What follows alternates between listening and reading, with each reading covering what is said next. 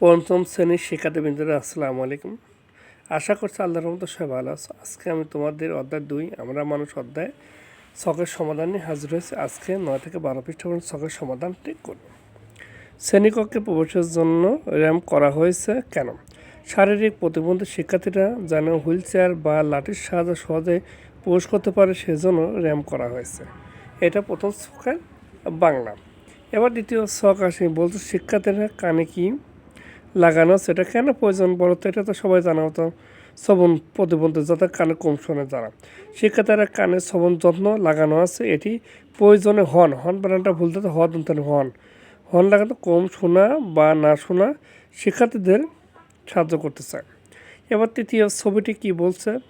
ছবি দেখে বোঝা আসছে চোখের সমস্যা, তাহলে বলছে ছবি ও চিত্রের মাধ্যমে বিষয় সহজে বোঝা যায়, এতে শিক্ষার্থীরা শেখা সহজ হচ্ছে। আশা করছি তোমরা ভিডিওটি ভালো লাগবে।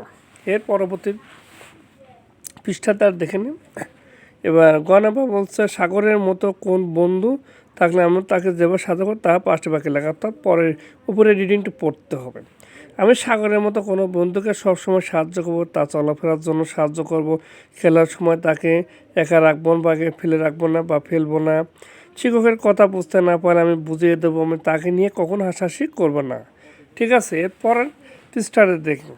আশা করছি এই প্রশ্নটি তোমরা বুঝতে পারছো। এবার পরে যেগুলো আছে, প্রতিবন্ধী কত ধরনের সেগুলো এই ব্যাখ্যা দিয়েছে। বিশেষ চাহিদা সম্পন্ন শিশু, দৃষ্টি প্রতিবন্ধী, অটিস্টিক, এগুলো মানে আলোচনা করছে। এগুলো কি বুদ্ধি প্রতিবন্ধী কেমন হতে পারে এটা নিয়ে আলোচনা করছে। তারপরে শ্রবণ প্রতিবন্ধী এরা কি, বাক প্রতিবন্ধিতা কি, এগুলো নিয়ে আলোচনা করছেন। আশা করছি এগুলো পড়লে পরবর্তীতে ছকগুলো সহজে পারা যাবে।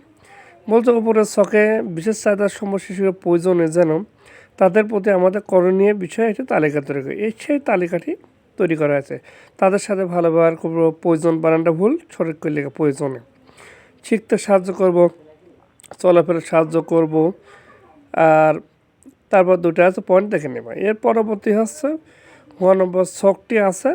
এই ছকে কী বলতো? বিশেষ চাহিদা সম্পন্ন ব্যক্তিকে আমি যেভাবে সাহায্য করব, এই পয়েন্টগুলো তোমরা সুন্দর করে লেখার চেষ্টা করবে।